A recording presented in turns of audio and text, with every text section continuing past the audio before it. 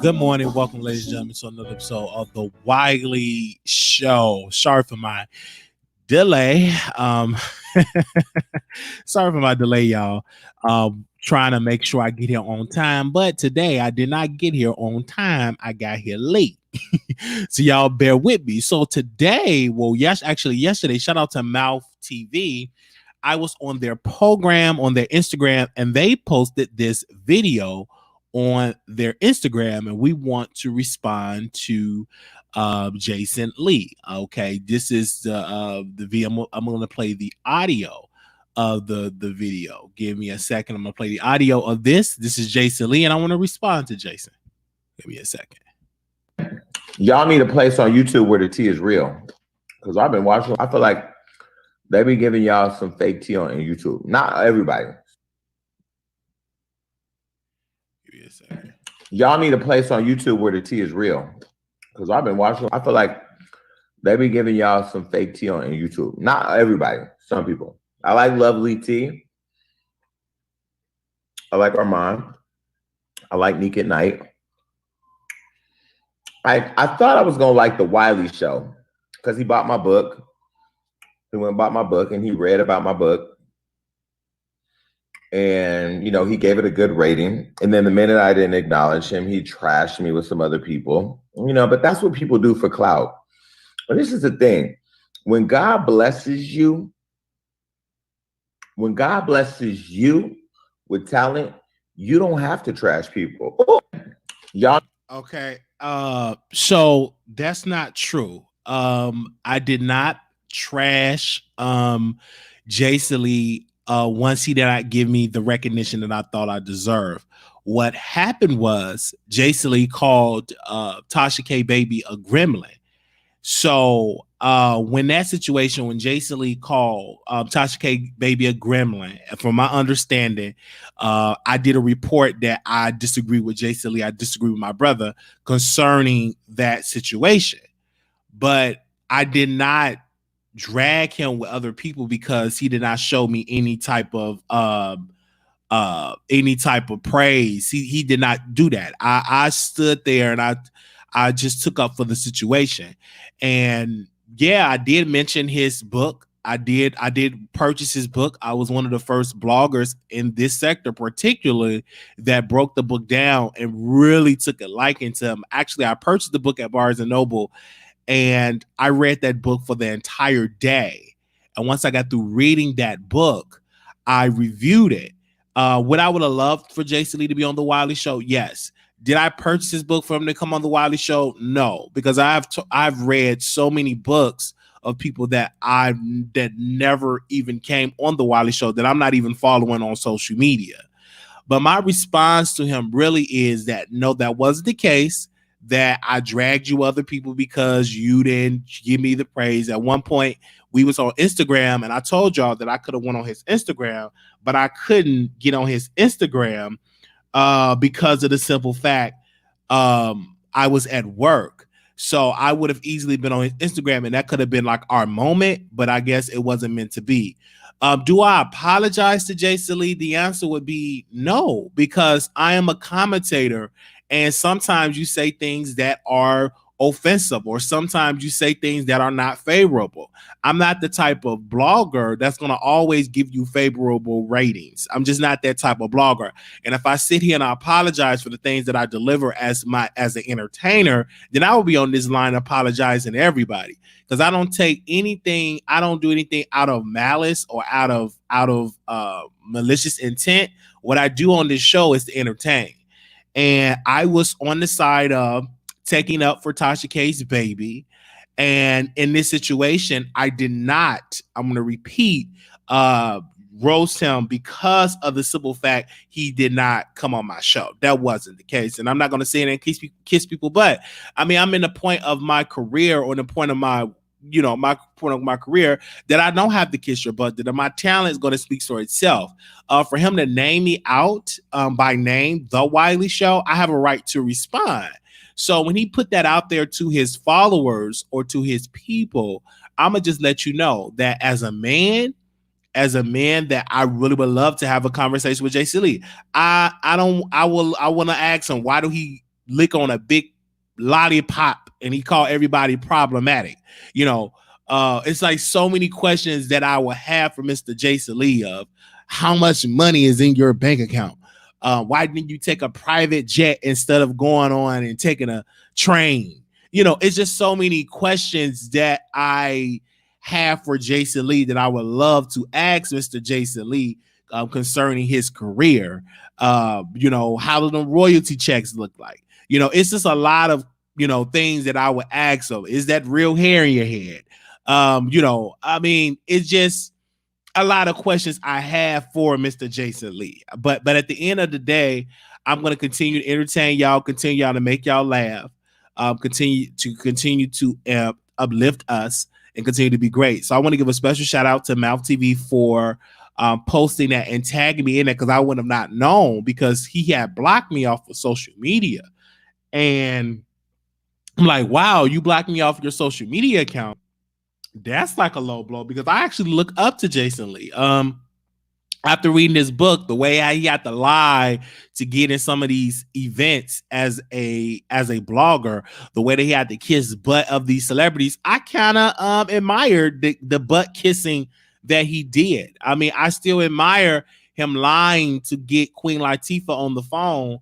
I still remember, I just still remember reading that. I admired him being a young boy that was in the streets, and him and his friend would go and rob people that was dead bodies. I admire that, to be a young kid, to be out just, pacing the streets back and forth and robbing dead people for jewelry and stuff. I admire that. I just admire that. Like, that is just a powerful story, just walking up and down. Woo, doo, doo, doo, doo, doo. Oh, here goes a dead body. Oh, let's steal this jewelry. I admire that as a entertainer. It's a lot of stuff that I admire. And I will never forget, I don't apologize for buying this book. Many people say, why did you buy his book? You make look like a fool. He didn't interview with you. He used you. You just bought his book to get him on the show. No, I bought his book because it was a good book. It was a good story that so many of you all can resonate with. And that's why I purchased his book. Okay. Now, I'm not going to be on here long because I just overslept. So my apologies to everybody out like that. I'm going to do better. But I will tell you this. I've been under extreme stress, worriness that with this virus that's going around, I don't want it to break out at the place that I work. I don't want any of my patients to get it. So I have been very, very stressed because of this. So this past couple of weeks, very, very stressed because we don't want this to break out where we work. And I feel for my patients because they can't see their loved ones. It's a drain for my spirit because it's you're working in an environment where I don't know. I don't like this new normal because there's so many innocent people that have sacrificed their lives and raised their children. And now you're telling me they can't see their kids until no telling when.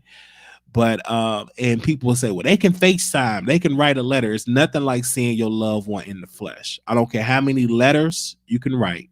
I don't care how many FaceTime calls, but it's nothing like seeing your loved one in that room where you can hug them and touch them. It's nothing like that. Nothing can replace to have visitors, until it's gone. And I said, Lord, thank you that I'm able to go home, that if I want to get on a flight or to see my mom or to go see my family, I could if I wanted to. But these people, they don't have that luxury. Only people they gonna see is those that took time out of their days to go and visit their loved ones. And sometimes it's a lot of doubt and a lot of sadness because they don't have that opportunity because of this virus that's going around. But I'm yet praying for them. Yet got to keep my spirits up, and yet got to protect myself because I don't want to be going home and giving nobody no Rona. Okay, and I definitely don't want it inside of me, and I definitely don't want them to get it. But it's a possibility if they get it that I would get it, because I'm working on the front lines. There's no such thing as a social distancing when you're working in healthcare. When you're working in healthcare, you're on the front line in the battlefield. You are the front line. You are right there. So it's no such thing as 6 feet apart. You can know, and that sounds great, but there's no way that is possible in healthcare. But people don't understand that it's a stressor because it's draining. Like I dread to go to work. Like I dread to go to work. Anytime you got to get screened before you go to work, I'd be like, oh child, I'm over it. I don't like it. I'm going to work late because I'm like, my spirit is down. People that I work with, their spirit is down. Everybody's afraid. Like, what if it break out? Oh my gosh, can we handle it? And the answer is no. A lot of people is not going to be able to handle something of that magnitude that is breaking out, and it's a possibility that you can get infected. So it's that's that fear, and I try not to have it anymore, but it's so hard when you on the front lines. You gotta bite it out your spirit, but then it be like, dang, I'm still human, and it still creeps into my brain, and it's very, very scary. So I just want y'all to be very protected, to all my healthcare workers, all of those that are working on the front lines, whether you're EMT, physician aide, whether you're a physician, whether you're a nurse, whether you're a nurse's aide, PCT, LVN, whatever you are, to down to the janitor, down to the housekeeper, down to the laundry aide, down to the security, anybody that works in a healthcare facility, your life do matter, and you are in my prayers. Because not only them that does the healthcare part, does that do the administration, the billing, the coding. Because if you come in contact with these people, it don't discriminate. Oh, this person ain't no nurse, so I ain't gonna know.